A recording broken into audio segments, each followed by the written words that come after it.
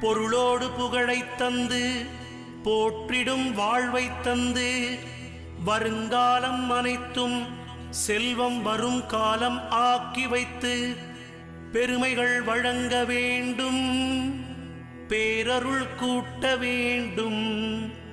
அருள்மிகு குருவே, உன்னை அடிபணிந்து வணங்குகின்றேன். வருடம் ஓர் ராசி வீதம் வட்டமாய் சுழன்று வந்தே தருகிற பலனை நாங்கள் தங்கமாய் ஏற்றுக்கொள்வோம். வருகிற நாட்களெல்லாம் வசந்தமாய் மாறுதற்கே அருள் தரும் உனது பார்வை அனுதினம் எமக்கு வேண்டும். குருவே, நீ பார்த்தால் போதும் கோடியாய் நன்மை சேரும்.